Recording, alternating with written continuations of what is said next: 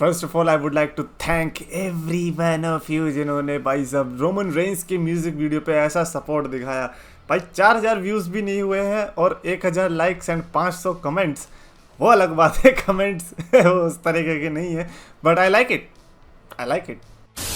तो गैस जो champions of the world में और 3DX Chetan, summer slam is upon us. I think 2 हफ्ते का ही टाइम बचा है एंड आज हम समर स्लैम की ऐसी मिस्टेक्स को देखने वाले हैं जो कि अगर WWE ने कर दी तो बेड़ा गर्क समझो। And let's review some of this mistakes और 2-3 चीजें हम छोड़ देंगे, आर्टिकल का लिंक डिस्क्रिप्शन में रहेगा। लेट्स सी कि एक्चुअली में ये मिस्टेक्स है भी, ये जबरदस्ती का पंगा बना रखा है। सबसे पहले हम शुरुआत करेंगे Rhea Ripley losing the world's championship. ओ भाई, एक तो जुबान पे आ नहीं रहा है कि रिया रिप्ली के पास रॉ वुमेन्स चैंपियनशिप नहीं, वुमेन्स की वर्ल्ड चैंपियनशिप है। यस, सेथ रॉलिंस की क्लोन टाइटल रिया रिप्ली के पास है और ये अगर हार जाती है रिया रिप्ली देन ये बैड डिसीजन होने वाला है। Of course I think Judgment Day के साथ अगर कुछ भी ऐसा बैड सिनेरियो हो रहा है, I would say that is a mistake because bad Judgment Day is definitely a great faction और मेरे को लगता है कि ये ग्रेटेस्ट की कैटेगरी में भी जा सकती है। बट अनफॉर्चुनेटली डेमिन प्रीस्ट ने क्योंकि ब्रीफ केस जीत रखा है तो हमको पता है ग्रेटेस्ट तक तो पहुंचेगा नहीं, ये उसके पहले ही इंडिविजुअल्स में चले जाएंगे। बट मैं इतना भी कहूंगा कि इवन दो रिया रिप्ली का टाइटल रेन इतना अच्छा नहीं रहा है ना, रेसलमेनिया में जो शार्लेट के साथ मैच था उसके बाद से क्या ही मैच था है? कभी जेलिना वेगा से लड़ रही है, कभी नटालिया से लड़ रही है, ये कोई मैच होते हैं? कभी एब्सेंट ही हो गई। नहीं, मैच हमें अच्छे देखने को मिलने चाहिए और मैं ये चाहता हूँ कि रेसलमेनिया तक रिया रिप्ली के पास टाइटल रहे। तो ऑफ कोर्स मेरे हिसाब से तो डेफिनेटली ये मिस्टेक में ही काउंट कर लो। अगला इन्होंने रखा Sami Zayn and Kevin Owens split हो जाए। तो केविन ओवेंस और सैमी ज़ेन का स्प्लिट होना समर स्लैम छोड़ो, रेसलमेनिया तक भी अगर होता है वो बैड डिसीजन ही रहने वाला है क्योंकि केविन ओवेंस और सैमी ज़ेन को हमने एक दूसरे के अगेंस्ट लड़ते हुए बहुत बार देखा है। लेकिन ये जो टैग टीम वाला सिनेरियो वो भी चैंपियनशिप के साथ, ये हम बहुत टाइम से डिमांड कर रहे थे और जो केविन ओवेंस और सैमी ज़ेन को बहुत टाइम पहले से देख रहे थे इंडीज से या फिर रिंग ऑफ ऑनर से, वो लोग तो कब से बेताब थे कि किसी दिन ये बिग लीग्स में आएंगे और साथ में लड़ेंगे, साथ में एज टैग टीम लड़ेंगे। और अब क्योंकि वो आ चुका है तो मैं नहीं चाहता कि इतनी जल्दी ये टैग टीम ब्रेक हो जाए, है ना। रेसलमेनिया में चैंपियनशिप्स जीती एंड नाउ समर स्लैम में ब्रेकअप, ये सब नहीं, मैं नहीं चाहता। केविन ओवेंस और सैमी ज़ेन भी डेफिनेटली डिजर्व करते हैं थोड़ा लंबा रेन और मेरे को ये भी नहीं लगता कि केविन ओवेंस और सैमी ज़ेन का रेन बुरा चल रहा है। I think it is going perfectly fine और हो सकता है कि यार प्रीटी डेडली के साथ अगर एक स्टोरी मिल जाए जिसमें प्रीटी डेडली अगर टाइटल जीतती है और बावजूद इसके कि केविन ओवेंस और सैमी ज़ेन तब भी नहीं लड़े हैं, देन आई थिंक वो बहुत स्ट्रॉन्ग सिनर्जी पॉइंट होगा इन लोगों के लिए। और मैं चाहता हूँ कि ऐसा हो कि केविन ओवेंस सैमी ज़ेन एक बार हारे और फिर दोबारा से टाइटल जीते, देन आप ब्रेकअप का सोचते हो। लेकिन अगर पहले ही टाइटल रेन में आप करोगे देन नो मैन, फिर तो आप मैसअप कर रहे हो चीजें। अगला इन्होंने रखा है कि एलए नाइट ही कार्ड से निकल जाए। बाय द वे ये movement is going strong. Social media पर तो मेरे को लगता है LA night is a mega star. जो एक इंटरनेट चैंपियनशिप आई थी ना जैक राइडर की, मेरे को लगता है वो इंटरनेट चैंपियनशिप इस समय एलए नाइट के पास होनी चाहिए थी। और मैंने एक और चीज ऑब्जर्व करी, रिमेंबर द टाइम 2013 एंड 2013 में पीक येस मूवमेंट शुरू हुआ था। 2014 की रेसलमेनिया में जाके उसको अपना रिवॉर्ड मिला था। ठीक 10 साल बाद 2013 से 2023 आ चुका है, यस की जगह यह हो चुका है और यह मूवमेंट शुरू हो चुका है। तो क्या मैं एक्सपेक्ट करूं कि एलए नाइट भी सिमिलर पाथ पर हैं और रेसलमेनिया में वर्ल्ड चैंपियनशिप ले सकते हैं? और डैनियल ब्रायन ने भी जब हराया था रैंडी ऑर्टन और बटिस्टा को तो 2 चैंपियनशिप आई थी और रोमन रेंस तो 2 नहीं, खैर 3 होल्ड कर रहे हैं। But that is not the point. The point here is अगर एलए नाइट किसी भी तरीके से इस डैनियल ब्रायन वाले जोन में घुस गया और ऑडियंस का वैसा रिएक्शन मिल गया, mark my words, Roman Reigns फिर हार भी सकता है। फिर किसी की नहीं चलने वाली क्योंकि जब ऑडियंस इतनी गंदी तरीके से अगर हाईजैक कर गई, and I am really waiting for that movement because मेरे को ऐसा लगता है कि जब अनएक्सपेक्टेड चीज़ें होती है तो कभी कभी वो बहुत अच्छी हिस्ट्री क्रिएट कर देती है। डैनियल ब्रायन का यस मूवमेंट भी किसी ने एक्सपेक्ट नहीं किया था। इट इज़ नॉट कि ट्रिपल एच ने सोचा यस मूवमेंट करें, नहीं ऐसा नहीं था। वो ऑर्गेनिक हुआ और एलए नाइट का भी मेरे को लग रहा है बहुत ऑर्गेनिक चल रहा है, अच्छा चल रहा है।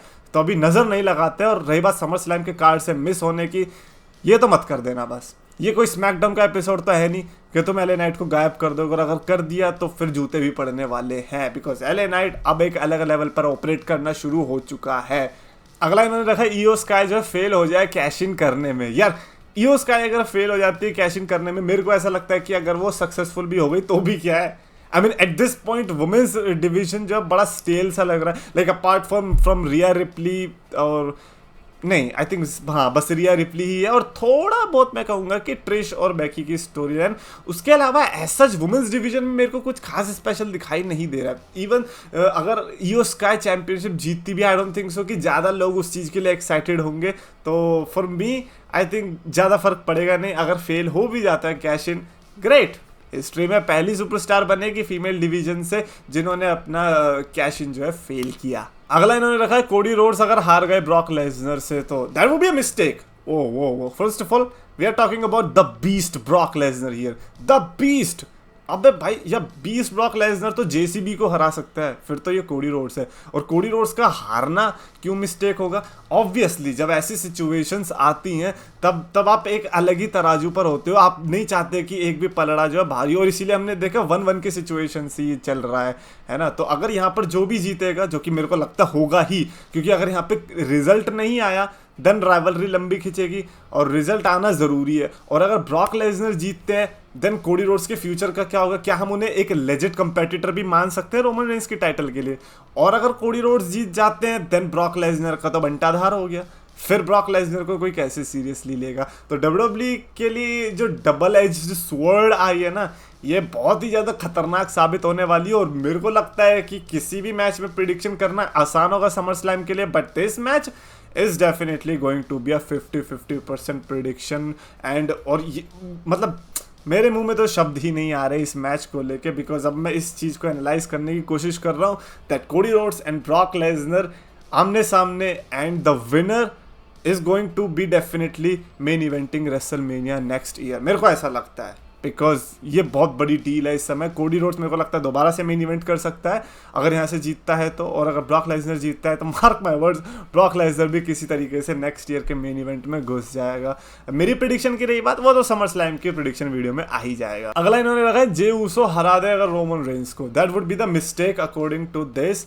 और मेरे को लगता है कि मिस्टेक होगी। See even though we love Jey Uso, हम चाहते हैं कि जे ऊसो रोमन रेंस को हराए, लेकिन ये सिर्फ हमारे चाहने तक ही रहेगा। Ultimately we don't want that.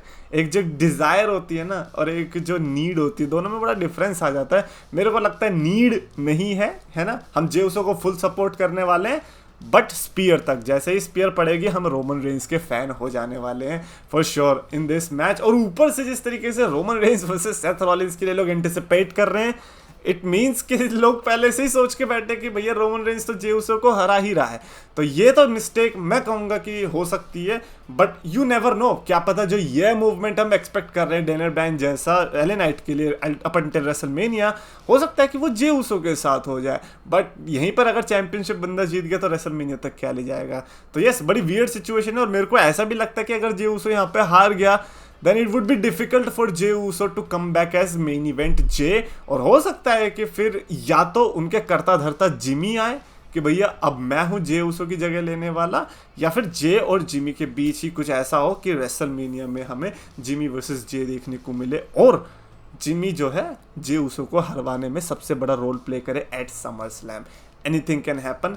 Summer slam में भले ब्रॉक एंड कोडी में रिजल्ट आइडेंटिफाई करने में मुश्किल हो रहा है, बट इस मैच के अंदर क्या होगा, इवन दो हमें पता है विनर कौन होगा, लेकिन किस तरीके से होगा वो आइडेंटिफाई करना इसमें बड़ा मुश्किल होगा। इसीलिए इंटरेस्टिंग ये दोनों मैच रहने वाले हैं। Anyways that is it for this video. Definitely comments में लिखकर बताना आपके अकॉर्डिंग एक ऐसा समर स्लैम का वर्स्ट डिसीजन जो कि आपको लगता है कि होगा सबसे बेकार अगर उन्होंने ये कर दिया। तो मेरे को लगता है कि अगर एक भी रिटर्न नहीं कराई तो वो भी सबसे बड़ा वर्स्ट डिसीजन होगा, क्योंकि SummerSlam is known for returns at least पिछले 3-4 साल में। तो अगर वो नहीं हुआ then that would be bad. Come on, कुछ किसी को भी रिटर्न कराओ, हु केयर्स। कमेंट्स में लिखना अपने थॉट्स, और अगर आपको वीडियो पसंद है तो प्लीज लाइक करो, शेयर करो, चैनल सब्सक्राइब करो।